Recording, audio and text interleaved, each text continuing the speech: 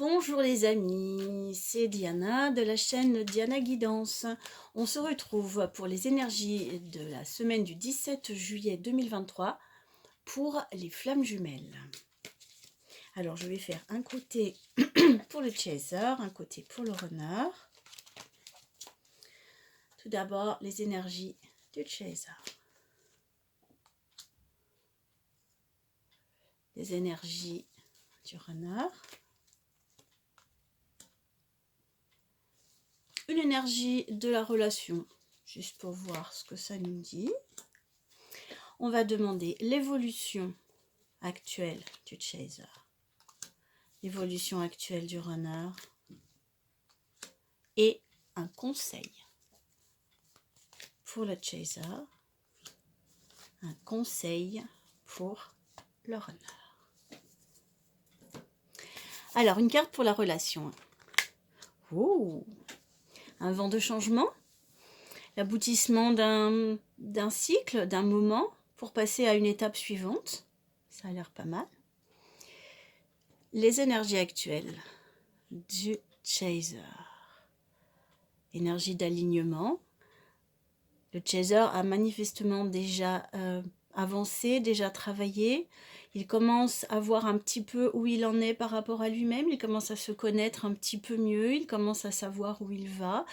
Il s'appuie sur les gens qui vont lui être utiles pour avancer dans son parcours, que ce soit un thérapeute, que ce soit un coach, que ce soit un professeur. Donc il est en plein travail, il apprend, il évolue et il s'aligne progressivement sur sa vraie mission d'âme.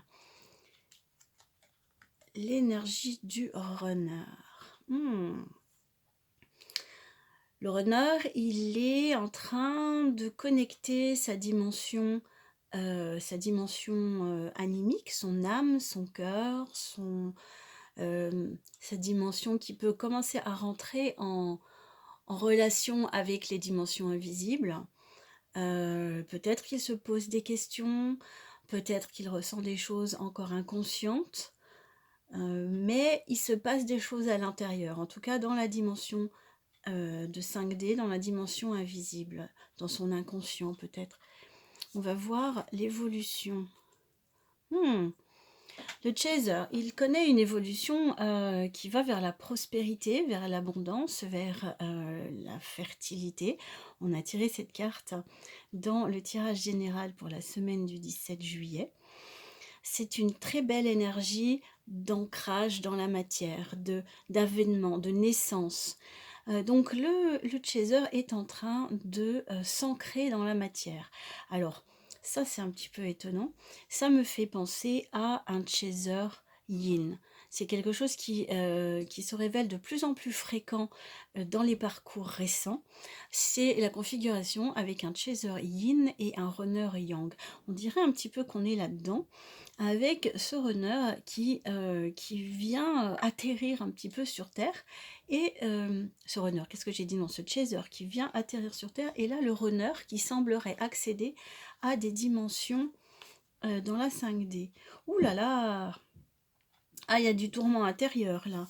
Il y a un bras de fer, il y a une lutte à l'intérieur du runner.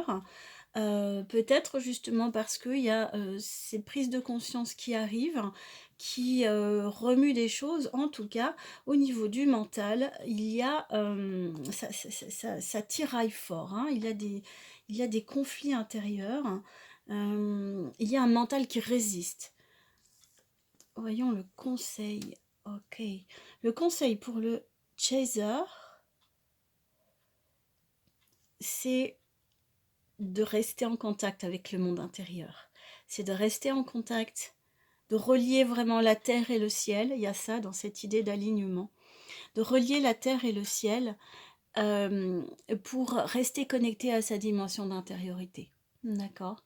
Donc prendre des temps pour soi, des temps pour être dans la solitude, dans la méditation, pour rester à l'écoute de son âme qui doit guider le chemin, pour ne pas se perdre en allant dans la matière à tout va, de vraiment joindre les deux. Et le conseil, Le conseil pour le runner, il y a un grand bouleversement. Ça fait 2 cartes de 5. Le 5, c'est une période de crise, c'est une période d'instabilité. C'est une période, où on est perturbé, mais en même temps, c'est de cette instabilité que naîtra, la prochaine, stabilité, le prochain équilibre, hem, la prochaine situation. Là, on est dans l'entre-deux. Donc là, le runner, il sait plus trop où il habite.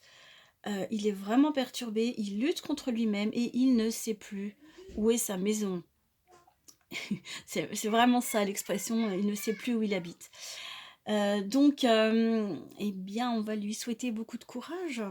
On va lui envoyer plein, plein d'amour à ce runner et on va le laisser, parcourir son chemin pour trouver la prochaine, porte, la prochaine maison, le prochain havre où il va pouvoir se reposer. Bon, sur la relation, on tire une dernière carte pour voir ce qui peut advenir à court terme. À court terme, la prochaine étape, le prochain pas.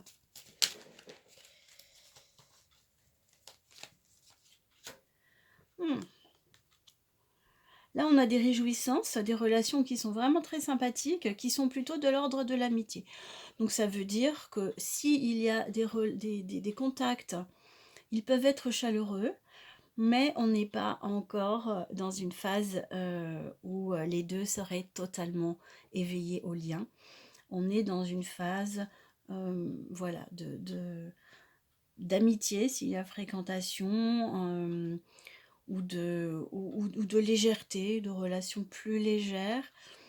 Je ne sais pas. En tout cas, avec ce qui est en train de se passer pour le runner, ça paraît très, très, très, très perturbant de son côté. Donc je ne sais pas, je dirais qu'il y a quelque chose de platonique, en stand-by, mais qui reste sympathique. Pour pour le chaser, une belle évolution, une belle maturation qui est en train de se faire, qui n'est pas terminée. C'est jamais terminé en vrai, mais en tout cas, des belles énergies. Et puis, et bien chez le runner, ça secoue, ça secoue, ça secoue. Voilà, je vous envoie plein plein d'amour à tous et courage, lumière, joie sur ce parcours qui peut être un petit peu secouant. À très bientôt, gros bisous à tous.